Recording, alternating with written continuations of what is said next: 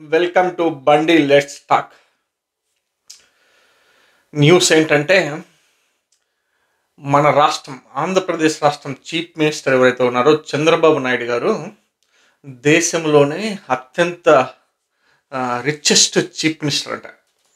Already మనం కన్నా ఒక ఆర్టికల్ చూస్తే కన్నా నేను ఇంతకుముందు కొన్ని వీడియోలు చేసేటప్పుడు నేను సపోర్టివ్ డాక్యుమెంట్స్ ఏ ఆర్గనైజేషన్ నుంచి తీసుకున్నానంటే ఏడిఆర్ సంస్థ అని ఒక ఆర్గనైజేషన్ ఉంటుంది ముంబైలో, association for democratic reforms organisation అని చెప్పేసి ADR, association for democratic reforms.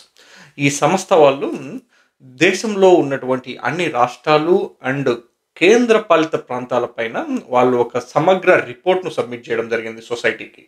ఏంటంటే రాష్ట్రంలో ఉన్నటువంటి చీఫ్ మినిస్టర్లు వాళ్ళ ఇన్కము, వాళ్ళ స్టేటస్ ఏంటి, వాళ్ళ లయబిలిటీస్ ఏంటి, వాళ్ళ అప్పులు ఏంటి, ఎవరు రిచెస్ట్ చీఫ్ మినిస్టరు, ఎవరు poorest chief minister, based on 2024 general ఎలక్షన్స్లో సబ్మిట్ చేసినటువంటి అఫిడవిట్స్ను బేస్ చేసుకొని వీళ్ళు ఈ రిపోర్ట్ని ప్రొడ్యూస్ చేయడం జరిగింది.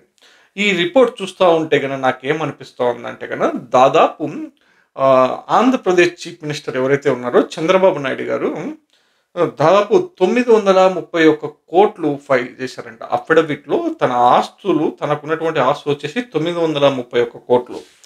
మీరు స్వయానా చూడండి, ఆల్రెడీ జనాలు చెప్తూ ఉంటారు, పబ్లిక్ డొమైన్లో ఉన్నటువంటి ఇన్ఫర్మేషన్ ఏంటంటే చంద్రబాబు నాయుడు గారు వచ్చేసి చంద్రగిరి నియోజకవర్గంలోని నారావారిపల్లెకు సంబంధించిన వ్యక్తి. తన సొంత ఊరు వచ్చేసి నారావారిపల్లి. ఈ నారావారిపల్లిలో తనకు వచ్చేసి దాదాపు 1970 ఆ సమయంలో తను వచ్చేసి పిహెచ్డి రిజిస్టర్ చేశాడు ఎస్వి యూనివర్సిటీలో. అప్పటికి వాళ్ళ తండ్రికి ఉన్న ఆస్తి వచ్చేసి 2 ఎకరాలంట. 2 ఎకరాలు ఉన్న మనిషి ఎగ్జాక్ట్గా విత్ ఇన్ 40 ఇయర్స్ కూడా కాకముందే 40 ఏళ్ళలో తను ఎప్పుడు చెప్తుంటాడు, నా రాజకీయ జీవితం 40 ఏళ్ళని. తన రాజకీయ జీవితం 40 ఏళ్ళలో తన ఒక్కని ఆస్తి, తన భార్య ఆస్తి కాకుండా, తన కొడుకు ఆస్తి కాకుండా, తన మనవడు ఆస్తి కాకుండా, తన కోళ్ళు ఆస్తి కాకోకుండా తన ఒక్కడి ఆస్తి మాత్రమే దాదాపు 2 ఎకరాలు. అంటే ఆ సమయంలో ఆ ప్రాంతంలో ఉన్న ఆస్తి 2 ఎకరాల వాల్యూ నాకు తెలిసినంత వరకు 1000 రూపాయలు 1500 ఉండింటది ఎకర, అంతకు మించి కూడా ఉండిండే పరిస్థితి ఉండిండదు. 500 కూడా ఉండిండొచ్చు, ఆశ్చర్యపోయిన అవసరం లేదు. అంటే 1000 రూపాయలు కూడా ఉండిండదు తన ఆస్తి ఆ ప్రాంతంలో 1970-80 ఆ ప్రాంతంలో. అప్పటి నుంచి అక్కడ నుంచి 2 ఎకరాల నుంచి ఈరోజు దాదాపు 931 కోట్ల ఆస్తికి ఎగబాకి నడుపుకున్నాడు చంద్రబాబు గారు.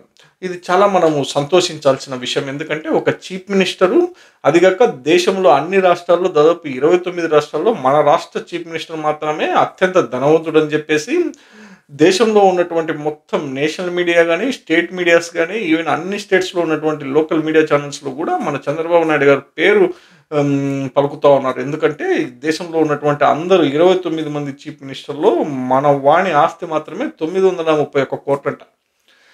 తర్వాత మీరు కన్నా చూసినారనుకో, సెకండ్ ప్లేస్, థర్డ్ ప్లేస్కు ఉన్నటువంటి డిఫరెన్స్ కన్నా చూసారనుకో, ఫస్ట్ రిచెస్ట్ చీఫ్ మినిస్టర్ ఆంధ్రప్రదేశ్లో 29 స్టేట్లలో చంద్రబాబు నాయుడు గారు 931 కోట్లు ఆర్జిస్తే, తర్వాత ప్లేస్లో ఉన్నటువంటి పేమా ఖండు అరుణాచల్ ప్రదేశ్ చీఫ్ మినిస్టర్ ఎవరైతే ఉన్నారో ఆయన వచ్చేసి 300 కోట్లు. దాదాపు 3 రెట్లు డిఫరెన్స్ ఉన్నట్టుంది, అప్రాక్సిమేట్గా 3 రెట్లు డిఫరెన్స్ ఉంది. అంటే నెక్స్ట్ పొజిషన్ కనీసం 300 కోట్ల లోపలే ఉన్నట్టున్నాడు, 310 కోట్ల లోపల ఉన్నాడు.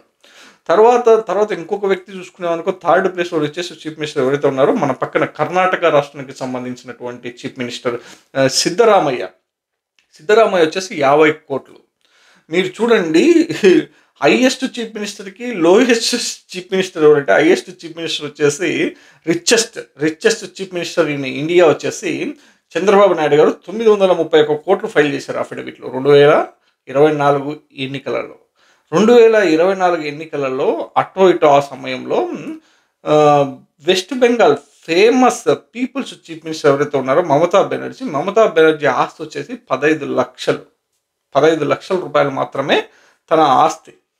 అట్లాంటి చూడండి మీరు, రిచెస్ట్ చీఫ్ మినిస్టర్కి పూరెస్ట్ చీఫ్ మినిస్టర్కి ఉన్నటువంటి డిఫరెన్స్ ఏదైతే ఉందో, ఇదే డిఫరెన్స్ సమాజంలో కూడా కంటిన్యూ అవుతుందన్నది నా అభిప్రాయం. మీరు చూడండి, రిచెస్ట్ పీపుల్స్కి మీన్స్ పూరెస్ట్ పీపుల్కి ఎంత డిఫరెన్స్ ఉంటుందంటే ఇండియాలో మీరు గన ఒక ప్రాంతం ముంబైలో ఒక ప్రాంతం చెప్తాను నేను. ఈ ప్రాంతం చూడండి. ముంబైలో మనం చెప్తుంటాం ఇప్పుడు ఫైనాన్షియల్ క్యాపిటల్ ఆఫ్ ఇండియా అని చెప్పేసి మనం మాట్లాడుకుంటా ఉంటాం. ఫైనాన్షియల్ క్యాపిటల్ ఆఫ్ ఇండియా అని చెప్పేసి మనం మాట్లాడుకుంటా ఉంటాం. అదే ప్రాంతంలో ఒక మీన్స్ ఒక ఆహ్, డర్టీయెస్ట్ ప్లేస్ ఉంటది. అంటే చాలా పేదరికంలో ఉన్నటువంటి సమాజం నివసిస్తా ఉంటది. ఆ ప్రాంతం వచ్చేసి ధారావి ప్రాంతము.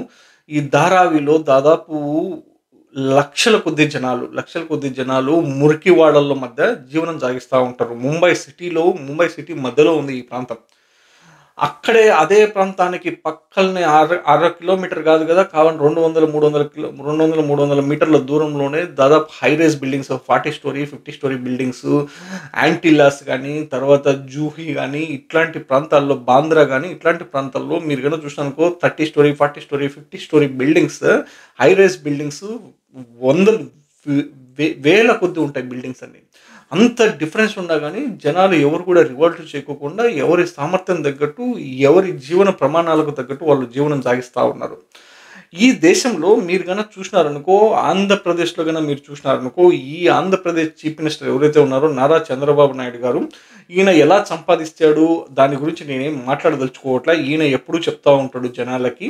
ఈయన జనాలకి ఏం చెప్తా ఉంటాడంటే, ఈ రాష్ట్రంలో ఉన్నటువంటి జనాలనందరినీ నేను పేద సమాజం నుంచి ధనిక సమాజానికి మారుస్తా అని జెప్పేసి ఈయన చెప్తా ఉంటాడు. ఈయన పొద్దున్న లేషాంచి ఊదరగొట్టేది ఇదే. నేను ఒక స్కీమ్ తెస్తాను. ఈ స్కీమ్‌లో భాగంగా పూర్ టు రిచ్ అంటే ఆంధ్రప్రదేశ్‌లో ఉన్నటువంటి జనాలందరినీ పేదరికంలో ఎవరైతే ఉంటారో వాళ్ళందరినీ ధనికులుగా మారుస్తానని జెప్పేసి ఒక స్కీమ్ అనౌన్స్ చేశాడు 2024 ఎన్నికలకు ముందు. మరి ఆంధ్రప్రదేశ్‌లో జనాల పరిస్థితి ఏంది చంద్రబాబు గారు? మీరేమో రిచెస్ట్ చీఫ్ మినిస్టర్ అయిపోయిరి. మీరు పాలిస్తున్నటువంటి జనాలు మాత్రం పూరెస్ట్ ఆఫ్ ది కంట్రీ అయిపోయినట్టున్నారు. చూసినారనుకో మీకే తెలుస్తది. ఎంత దారుణమైన పరిస్థితి మధ్య జనాలు జీవనం సాగిస్తా ఉన్నారంటే, కనీసము మినిమమ్ ఇన్‌ఫ్రాస్ట్రక్చర్ గూడా లేదు. ఎడ్యుకేషన్ సిస్టమ్‌లో జగన్‌మోహన్ రెడ్డి గారు ఏదైతే ఎస్టాబ్లిష్ చేసి పోయినారో 2024 వరకు అదే సిస్టమ్‌ని కంటిన్యూ చేస్తా. ఏమాత్రం గూడా దాన్ని ఎన్హాన్స్ చేయడం గాని, దాన్ని అప్‌గ్రేడ్ చేయడం గాని ఏమాత్రం గూడా చేయకోకుండా ఉన్న సిస్టమ్‌లో ఆల్రెడీ ఎడ్యుకేషన్ సిస్టమ్‌లో ఉన్నటువంటి వ్యవస్థ ఏదైతే ఉందో, ఆ వ్యవస్థని కంప్లీట్‌గా నాశనం చేసే పరిస్థితికి మీరు తయారైనట్టున్నారు. ఎడ్యుకేషన్ సిస్టమ్‌లో ఉన్నటువంటి సీబీఎస్‌ఈ సిలబస్‌ని తీశారు. ఐబీని గూడా తీసేసినారు. At the same time English medium గూడా తీసేసి, తెలుగు మీడియాన్ని మాత్రమే కంటిన్యూ చేస్తే, మీ దగ్గర వంది మాదిగల లెక్క పనిచేస్తున్నటువంటి ఎవరైతే ఎడ్యుకేషనల్ ఇన్‌స్టిట్యూషన్స్ ఉంటారో, వాళ్ళకి లాభాపేక్ష కోసం మీరు తీసుకున్నటువంటి నిర్ణయంగానే కనపడతా ఉంది గానీ పబ్లిక్‌కి. మీరు ఏమాత్రం ప్రజా సంక్షేమం కోసం అయితే మీరు పని చేయనట్టే కనపడతా ఉంది.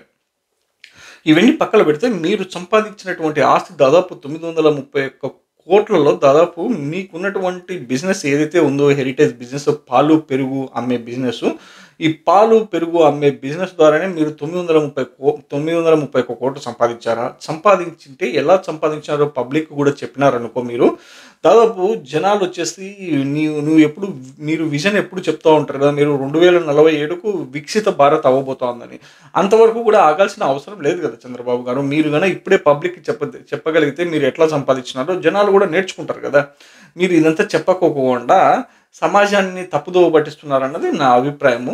చూద్దాం మీరు ఇంకా దాదాపు ఇప్పటికైతే 931 కోట్లకు రీచ్ అయినట్టున్నారు. ఇంకా దాదాపు ఈ 4.5 సంవత్సరం గడిచిపోతే మీరు 2029లో మీరు గనక కాంటాక్ట్ చేస్తే ఆ టైంలో మీరు మీ అఫిడవిట్‌లో ఎంత ఫైల్ చేస్తారన్నది చూద్దాం. దాదాపు ఇప్పటికైతే 931 కోట్లు 2024 ఫి అఫిడవిట్ ప్రకారం 2029కి మీరు ఏ స్థాయికి ఎగబాగుతారు? మీ పరిస్థితి ఏంది? మీ ఫైనాన్షియల్ స్టేటస్ ఏందన్నది మేము వేచి చూస్తా ఉంటాం చంద్రబాబు గారు. ప్రజలకేమన్నా కొద్దిగా పనికొచ్చే పనులు చేస్తారని మనస్ఫూర్తిగా కోరుకుంటున్నాను.